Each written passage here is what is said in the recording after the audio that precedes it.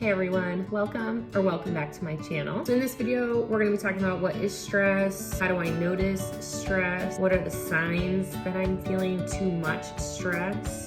Say about stress. I think it's really important to know that stress is not all bad. It gets kind of a bad rap of everyone saying, oh, I'm so stressed or I'm stressed out, and it has this really negative connotation to it, which it can be. However, everybody has stress. Without stress, you wouldn't get up in the morning, you wouldn't go to work, you wouldn't have this sense of urgency to get things done. Stress can really be a positive thing in small amounts. Recognizing that stress is a part of life, that it is not always toxic or negative. Our stress response is really a survival instinct for us as human beings. It's kind of that fight or flight response. It kicks us into a self-preserving action. When we're under a lot of stress, we either move away from, so that flight of the stressor, we fight through it and we work through it and we persevere. So the fight or flight, you get physiological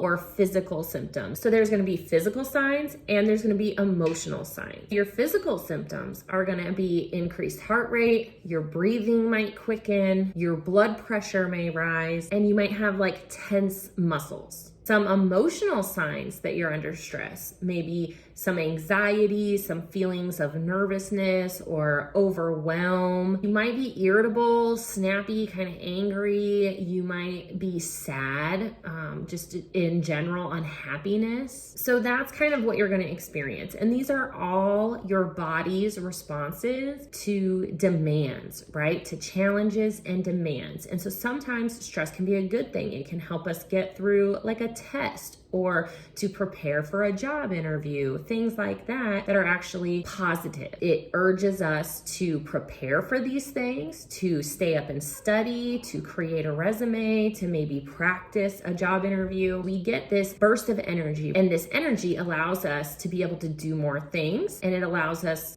to have an increased motivation to get stuff done. That is the positives of stress. Everybody has it. When it becomes too much, when you have too much stress, it can be toxic to your body. You can have these detrimental physical effects. What do we do about that? We use coping skills. I have a whole playlist right here, so you can check some of those out. We are gonna do one in this video, so hang out for that. Coping strategies are things that you can do that kind of bring you peace and calm. It can be physical, it can be mental. On the other side of that, though, is recognizing these physical symptoms in your body. When you can be aware of your physiological responses, the way your body feels, where are you feeling the stress? Do you notice the heart rate? Do you notice the change in your breathing? Do you know where in your body are you feeling the tight muscles? Then you can concentrate your coping strategy on to that particular area, and it will be more effective at reducing your stress level as you do the skills. Dang plants anyway. So when we're talking about coping skills, you can do the coping skill that fits with the symptom that you're having. If you are noticing the increased heart rate, the changes in your breathing, the increased blood pressure, so the coping strategies you're gonna wanna do with these are breathing techniques. So I did share a video on how to do squared breathing. Right here, you can follow that to get that one. You could do some belly breathing, which is an abdominal based breathing technique. There's a ton of them out there, you guys, and maybe I need to make my playlist a little longer, I don't know. Breathing techniques are gonna bring down your heart rate too. They can help lower your blood pressure, body temperature. You could take a cold drink of water. You can use a hot or cold pad, like put a cup or something against your forehead, the back of your neck.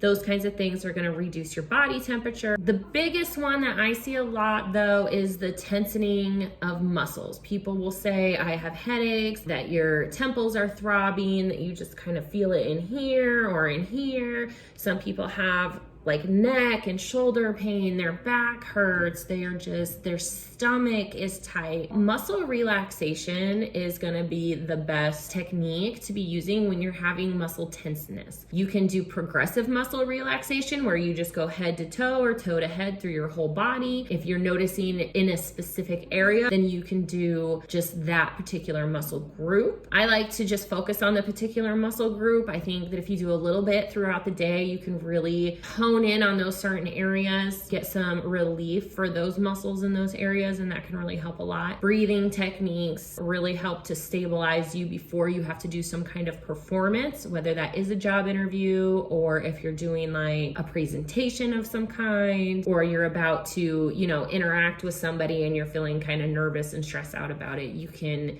do some breathing techniques, do some muscle relaxation, and it will really help you. Okay, so here we go. Stress in my life. How do I make this personal? How do I relate to this? Some people, when you get stressed and it's emotional, that's when you get this like burnout that you see. People who have career burnout, where they, especially helping professions, mental health professionals, social workers, teachers, doctors, nurses, you get into these professions where you give. You're always there to help other people, to listen to other people. And if we're not taking care of ourselves, to replenish ourselves and refuel ourselves, to de-stress and decrease our levels, then it's really hard to keep giving. You can't give from an empty cup, so to say. So I see that a lot. I think for me personally, I experience my stress more emotionally than I do physically. I do the face rubbing. I do the face rubbing all the time. I do the deep breathing all the time. I feel like I'm able to control those physiological symptoms a lot better. The emotional ones, they come and go. And so how do you work on those? Well, you can journal, you can talk about it, you do kinds of emotional expression, right? I don't know. What have I really been stressed about lately? I don't know. So I've been pretty emotionally the last week or so. And so I started doing more TikTok videos, talking about stuff on there and doing the de-stressing techniques and stuff on there. And that's really helped me. I had someone comment on one of my videos one time asking me if I felt like doing the videos, creating Say More About That, and sharing this stuff online has been therapeutic for me. And that really got me thinking, because I didn't really think it was. I hadn't started it for that purpose, and I hadn't really used it in that way to really share. And then in the last video I just uploaded, you can get a link here. That video was about my journey, my story, what got me into mental health in the first place. And with creating that video, it really was, I think, therapeutic for me to get some of that stuff out. And so I'm trying to figure out a way to incorporate all of that into future videos, because I do feel like it felt really good. Kind of gave that personal touch to it. Well, we're all in a pandemic right now, right? Everybody's under stress. We all are finding different ways, whether it's through social media or starting new hobbies or trying to connect with family and loved ones. It's taken a toll on a lot of people. And if you can be creative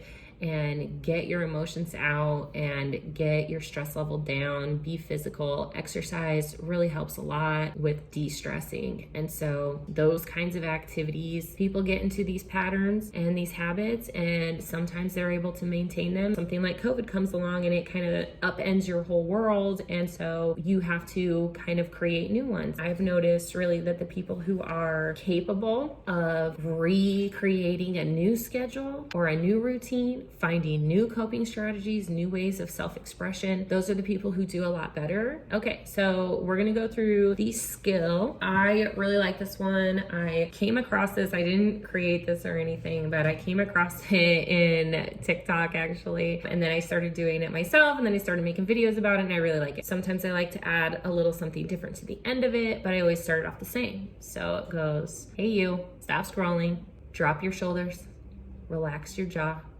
and remove the tongue from the roof of your mouth. Take a deep breath in through your nose and exhale through your mouth.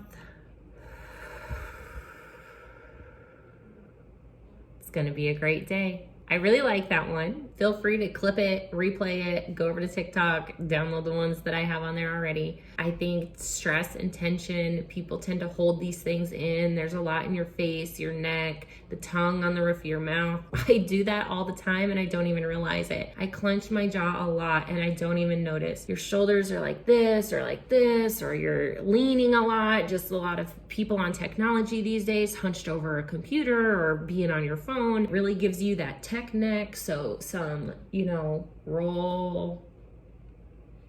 neck rolling, these kind of things, they're really helpful. If you could just take a few seconds out of your day, even just once a day, I bet you would notice a decrease in your overall stress level by processing some of it, by doing a coping skill, and using those techniques will really help. When you talk about the emotional effects of stress and how it can impact relationships, it can impact your own mental health. Emotional expression is really necessary. As human beings, we need to get the stuff out and we need to connect with other people. We are social creatures, and that is one way that we de-stress. Talking helps. Human nature is to connect with each other, and that connection and that getting out of your story. You see story time on TikTok, Instagram, and everything. People are always telling their story because it's very therapeutic. It's cathartic. It feels good. It helps you relate to other people.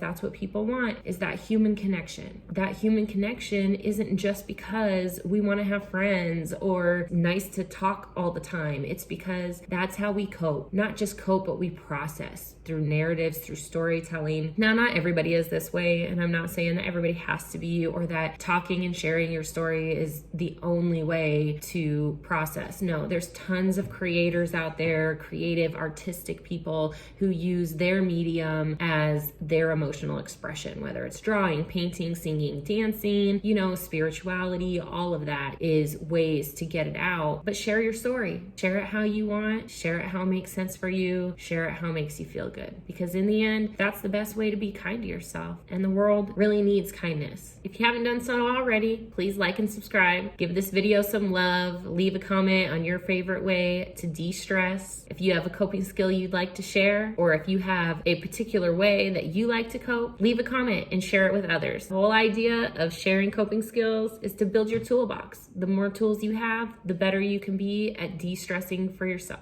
Thanks for watching. Don't forget to subscribe to the channel, and remember to be kind to yourself, because the world is a better place with you in it.